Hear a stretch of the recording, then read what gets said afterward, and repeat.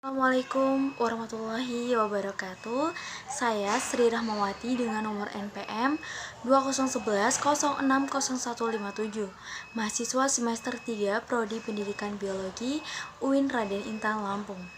Pada video pembelajaran ini saya akan menjabarkan materi mengenai kerangka dasar kurikulum KTSP 2006. Video ini dibuat untuk memenuhi UAS pada mata kuliah Telaah Kurikulum Biologi. Baik, untuk itu langsung aja kita simak video pembelajarannya. Kerangka dasar kurikulum satuan pendidikan, sekolah dasar atau madrasah ibtidaiyah, sekolah menengah pertama atau madrasah sanawiyah, sekolah menengah atas atau madrasah aliyah, sekolah menengah kejuruan atau madrasah aliyah kejuruan. Merupakan landasan filosofis, sosiologis, psikopedagogis, dan yuridis yang berfungsi sebagai acuan pengembangan struktur kurikulum pada tingkat nasional dan pengembangan muatan lokal pada tingkat daerah, serta pedoman pengembangan kurikulum pada tiap jenjang pendidikan. Kemudian kurikulum KTSP itu sendiri adalah kurikulum operasional yang disusun, kemudian dikembangkan dan dilaksanakan oleh setiap satuan pendidikan yang sudah siap dan mampu mengembangkannya dengan memperhatikan Undang-Undang Nomor 20 Tahun 2003 tentang Sistem Pendidikan Nasional Pasal 36 Ayat 4 dalam menyusun, mengembangkan, dan melaksanakan KTSP harus memperhatikan standar nasional pendidikan. Standar nasional pendidikan terdiri atas standar isi, proses kompetensi lulusan, tenaga kependidikan, sarana dan prasarana, pengelolaan pembiayaan, dan penilaian pendidikan yang harus ditingkatkan secara berencana dan berkala. Berdasarkan pendapat para ahli di atas, maka penulis dapat menyimpulkan tentang KTSP yaitu suatu bentuk kurikulum yang disusun dan dibuat oleh masing-masing unit pendidikan dan disesuaikan dengan kondisi pendidikan di unit tersebut.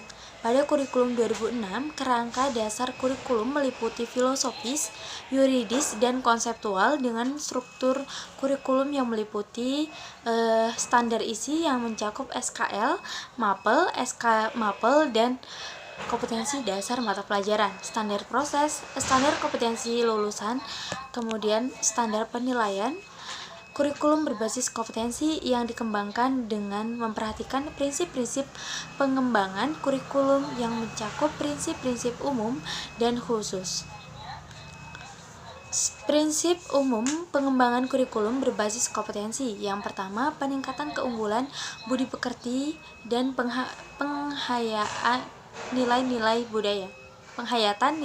budaya. Kemudian nomor 2, keseimbangan etika, logika, estetika, dan kinestetika.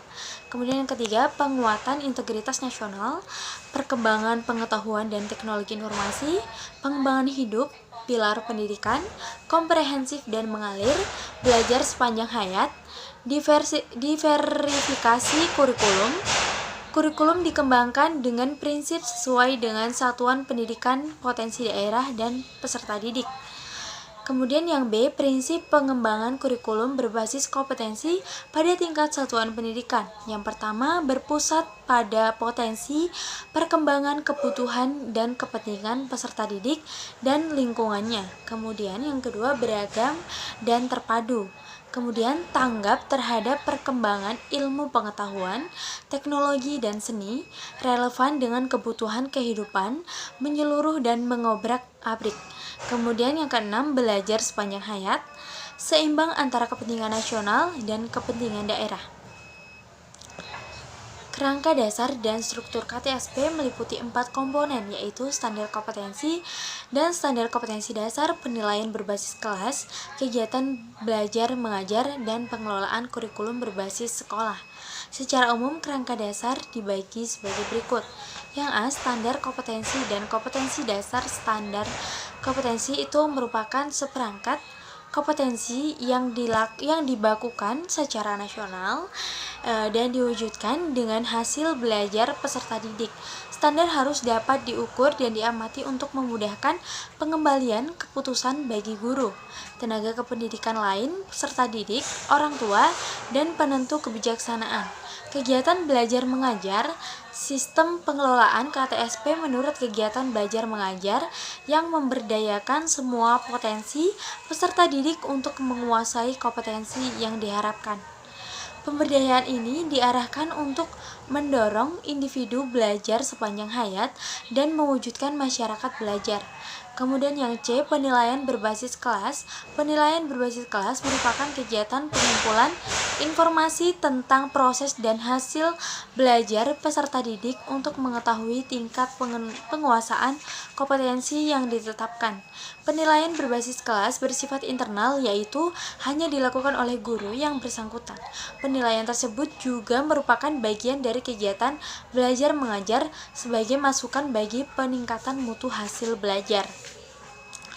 Kemudian Peraturan Pemerintah Nomor 19 Tahun 2005 tentang Standar Nasional Pendidikan Pasal 6 Ayat 1 menyatakan untuk jenis pendidikan umum, kejuruan, dan khusus pada jenjang pendidikan dasar dan menengah terdiri atas yang pertama kelompok mata pelajaran agama dan akhlak mulia, yang kedua kelompok mata pelajaran kewarganegaraan dan kepribadian, yang ketiga kelompok mata pelajaran ilmu pengetahuan dan teknologi, yang keempat kelompok mata pelajaran estetika, yang kelima kelompok mata pelajaran jasmani, olahraga, dan kesehatan.